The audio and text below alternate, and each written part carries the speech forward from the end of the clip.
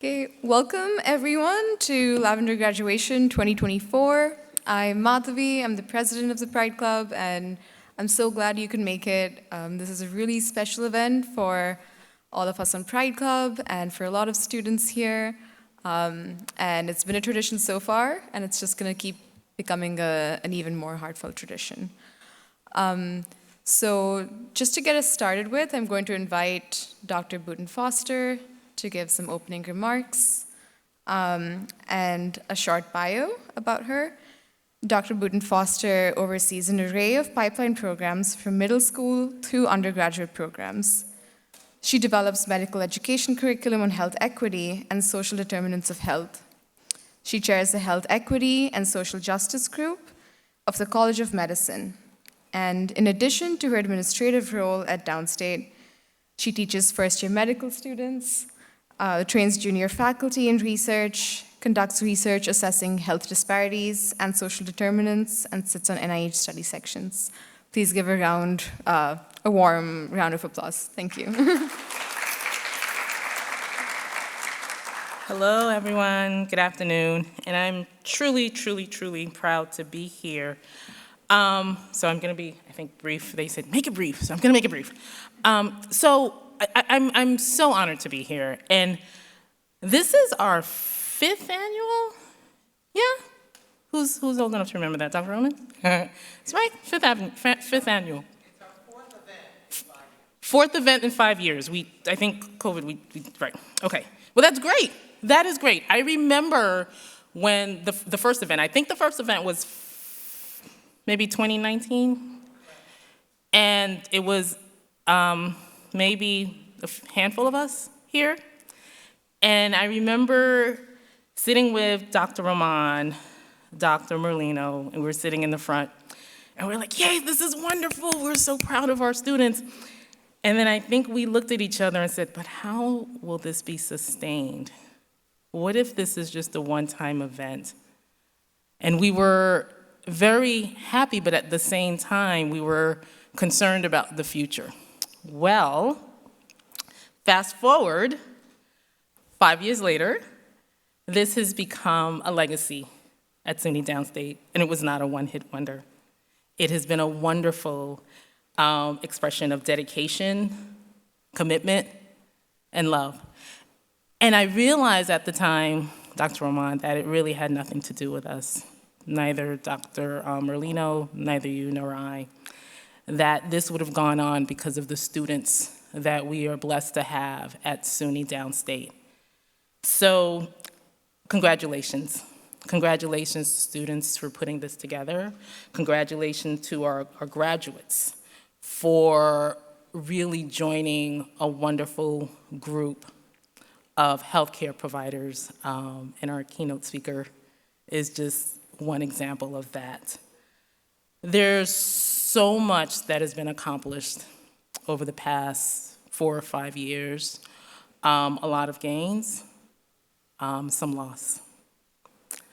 A lot of civil liberties and rights that we thought were set in stone are no longer. A lot is being questioned. Even the mere existence of DEI is being questioned. So there is this challenge to make sure that what you started not only continues, but it grows. But you don't have to do it alone. You don't have to do it alone. You have a legacy of SUNY Downstate champions who came before you, and you have the future generation of students who will be here and who will achieve far more than we ever imagined. I imagine this room being filled to capacity and beyond, and there's only online room only. And that will happen because this happened. So I am truly, truly honored to be here. I love your passion, your commitment, your sincerity, your humility. And I'm truly proud to have you as members of my family. So thank you so much for allowing me to participate in this wonderful occasion. And I look to many, many, many more where there's standing room only. So thank you again for inviting me, and thank you to our students.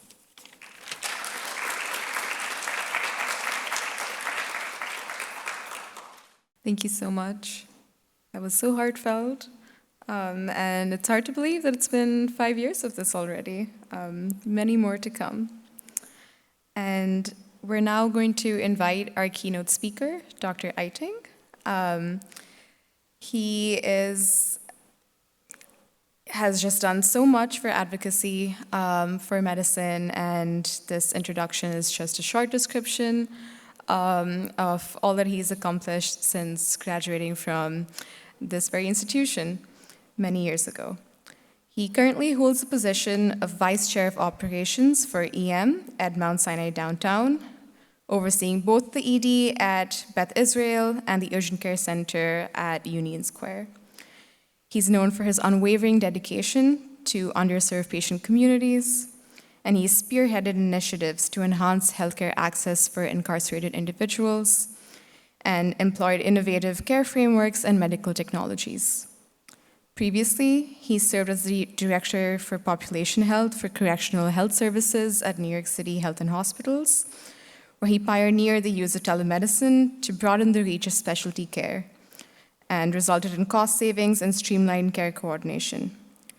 Prior to this, he's held positions at the Keck School of Medicine of USC, acting as the medical director for inmate health services at LAC plus USC Medical Center, and also oversaw USC Correctional Health. In all of these settings, he's used telemedicine to effectively assess patients with urgent needs and guide them to appropriate care settings. And he's also a Downstate College of Medicine alum and was a part of Pride Club during his time here. Please give a round of applause for him.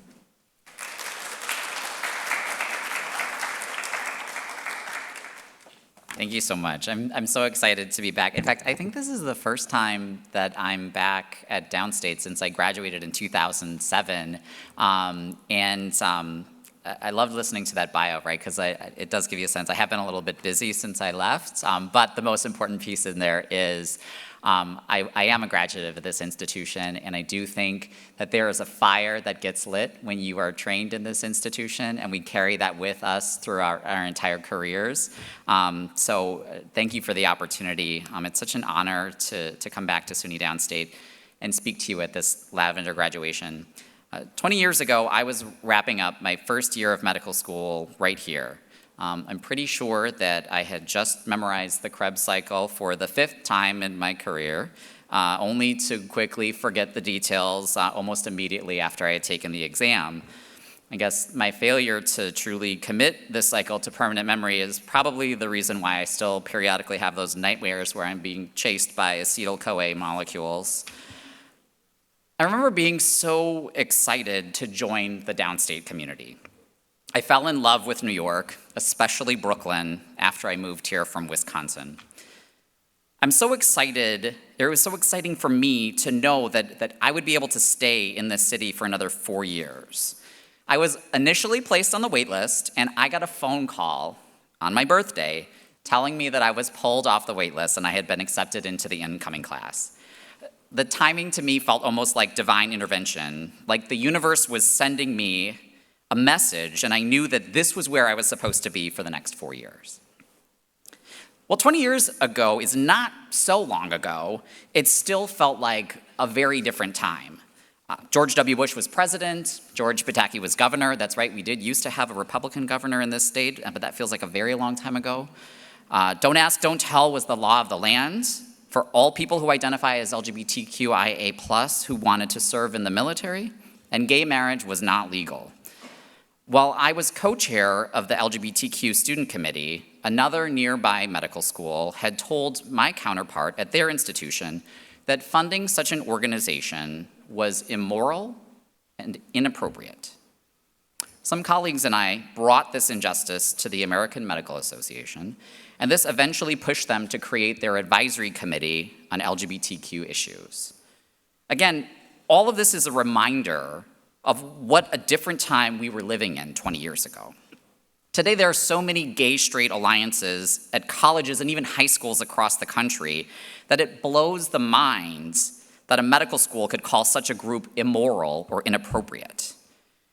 It's important to acknowledge history and remind us of where we where we were and what our journey has been, but I'm really happy to have these events behind me.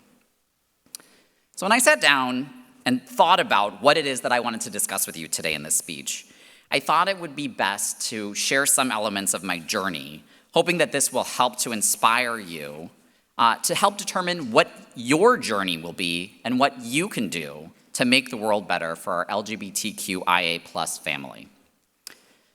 When I decide to embark on a journey, I first look to Polaris, the North Star. Now, I'll tell you, I am a Cancer, and my guiding planet is the moon. So sometimes the idea of following a star feels like I'm not exactly listening to the universe. But the universe put Polaris there as a guiding light for all of us to help identify our true north, and that helps to chart our path. Now, I want to remind you of two important things about Polaris. First, it's not part of the Big Dipper. It's actually at the very tip of the Little Dipper. And second, contrary to popular belief, it is not the brightest star in the sky. Many of us believe that. Reminding myself of these two facts really helps to ground me, because finding our true north is not about pursuing the biggest constellations or the brightest lights. These facts remind us that the journey of our destiny requires humility. 2 years ago, I took on the role as program director for the LGBTQ+ Medicine Fellowship at the Icahn School of Medicine at Mount Sinai. This unique training opportunity came together through an aligning of the universe. It started with a small group of physicians within the AMA who felt strongly that we need to create more content experts in LGBTQ+ medicine.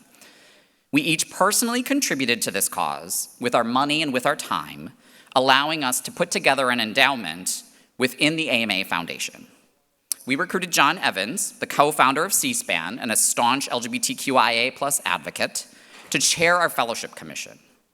This commission is populated with a diverse array of expertise in the LGBTQ+ health space, a group that includes medical students, residents, a former medical school dean, social workers, community advocates, and physicians who provide LGBTQIA+ affirming care.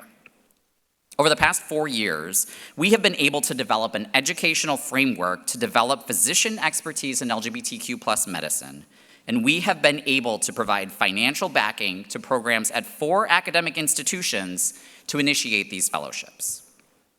Last month, we sponsored the LGBTQ+ Fellowship Consortium at Mount Sinai, and I'm proud to tell you that another medical school will start a similar fellowship in July, and yet another is aiming to start in the 2025-2026 academic year.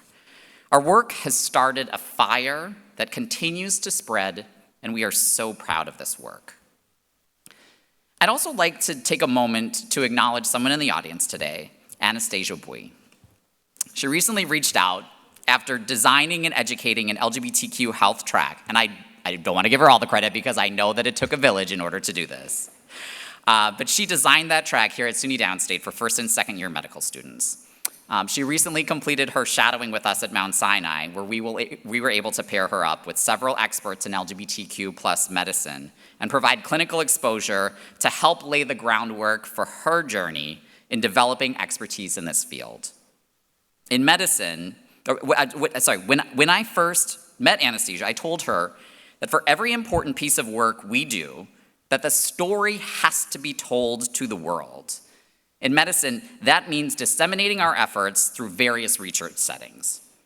Anastasia submitted abstracts to GLMA, Advancing LGBTQ+ Health Equity, and WPATH, the World Professional Association of Transgender Health, the premier national and international organizations in LGBTQ+ health, respectively. While we're still waiting to hear back to see if they were accepted, I do feel good about our prospects. And my ask of the leadership here at SUNY Downstate is that we commit to supporting her attendance at these meetings to present her work if they're accepted.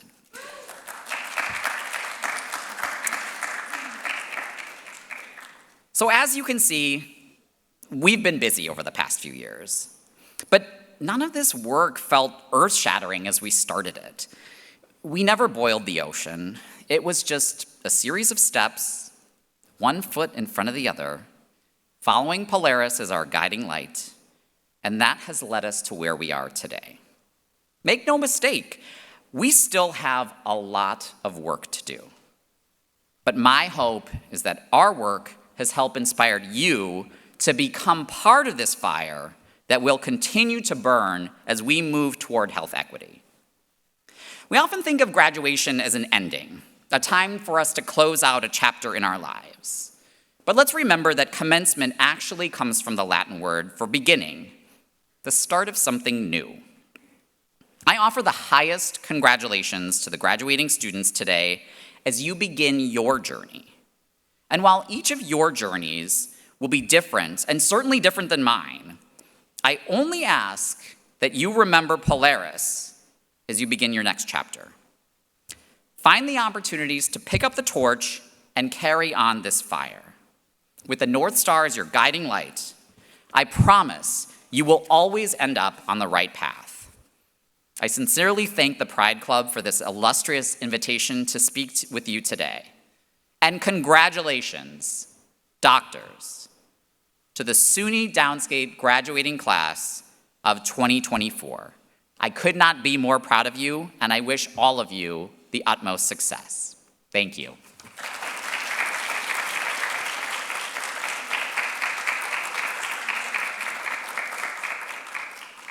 Thank you so much, Dr. Eiting.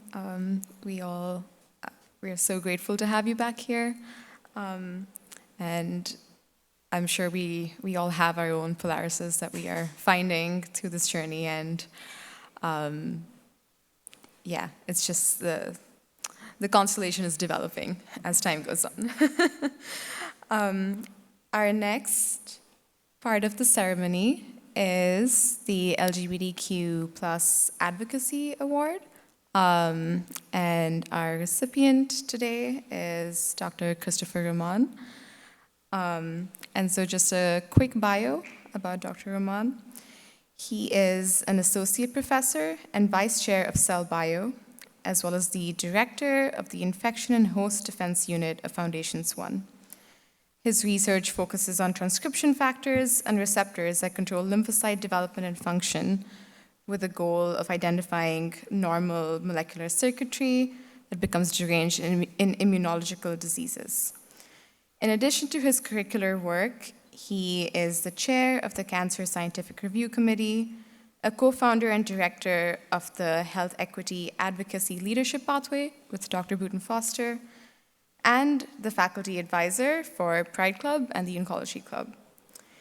He has been a tireless advocate and has worked with many of our students on programs to make both preclinical and clinical learning environments more inclusive of LGBTQIA+ individuals. And his work as chair of the Cell Bio Department and presence on student thesis committees, as well as his mentorship across the School of Health Professions, has been invaluable for students across both the med school and the graduate school and all other health professions that exist at SUNY Downstate. And I would like to invite him to come up to the stage, accept the award, and just talk a little bit about his journey here.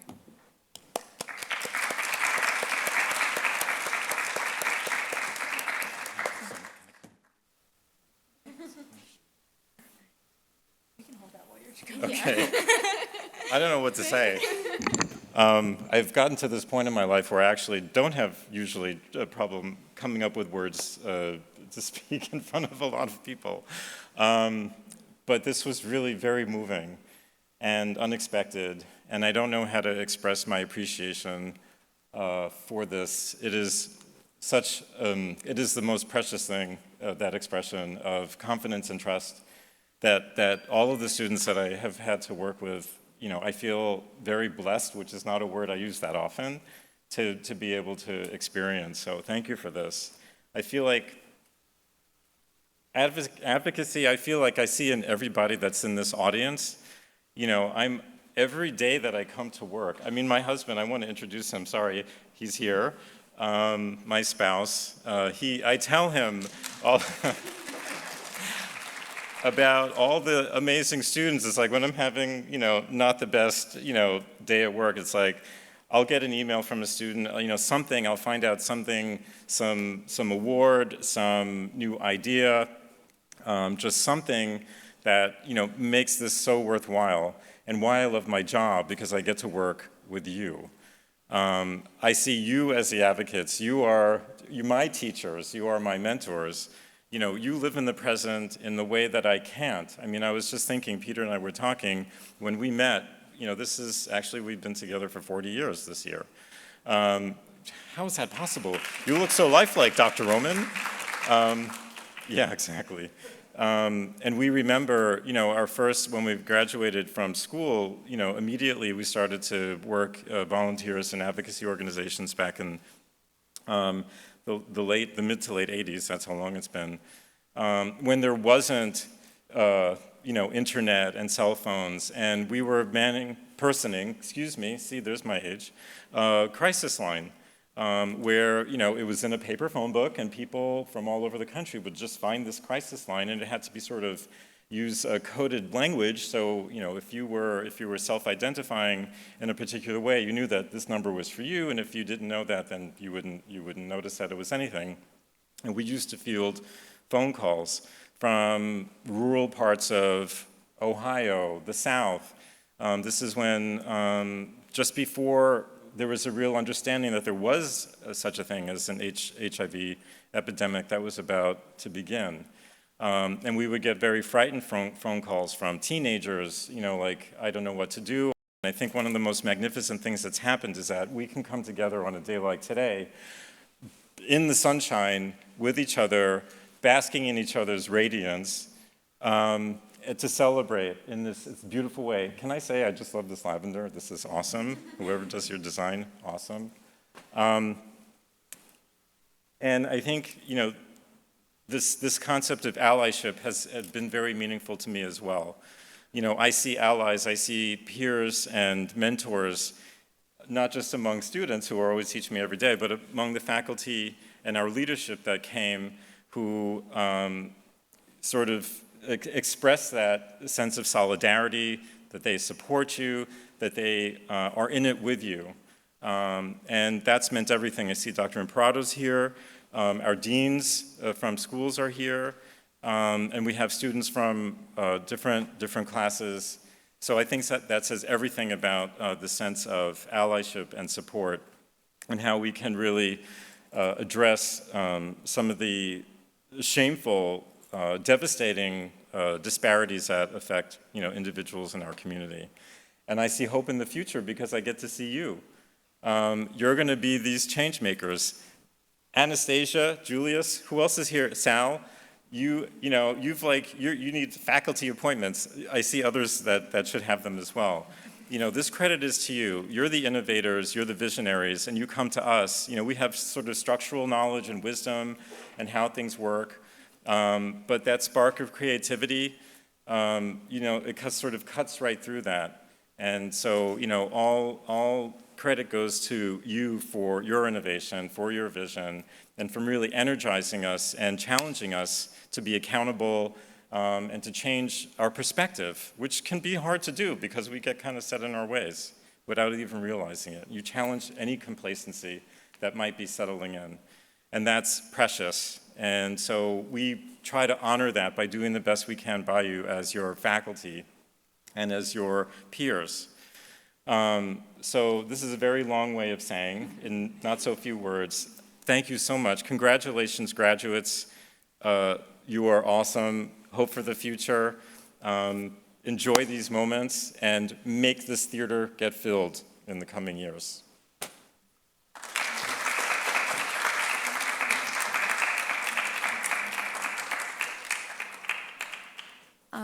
The next part of the ceremony, the reason we're all here, to celebrate our graduates, I'm going to ask that when we call your name, you walk on the stage from the right, and Dr. Buden Foster will place one of our lavender stoles on you. We have first Felix Rosenberg, internal medicine at Northwell.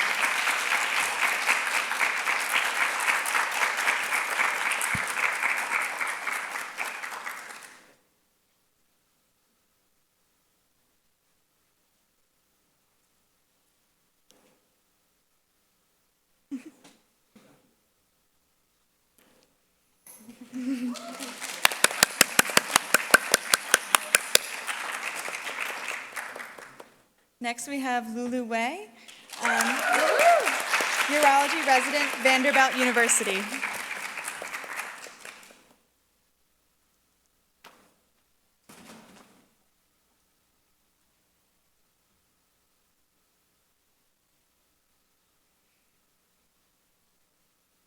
Ms. Dahlia next.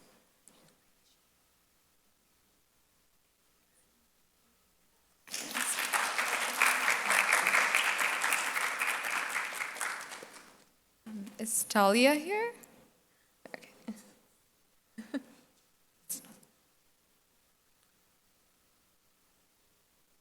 Next. We have Talia Moore, MPH. Perfect.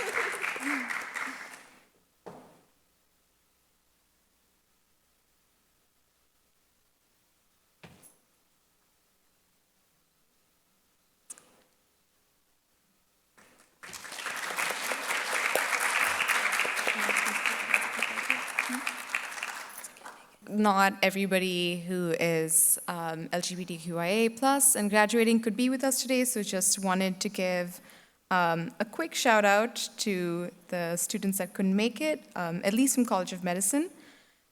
Jack Whitaker.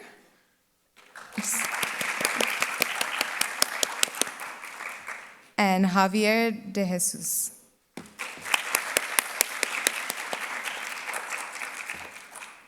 Okay, and if we could just get some pictures of the graduates, and then maybe the deans and professors can come on stage, and we can just get a big group picture with everyone. There are two colleagues that we also just wanted to express appreciation for who couldn't be here. Dr. Elke Jacobson-Dickman, Dr. Jeffrey Birnbaum really wanted to be here today. They are, part of this ally team. Faculty who help support the pathway and they are my LGBTQ advocacy champions also.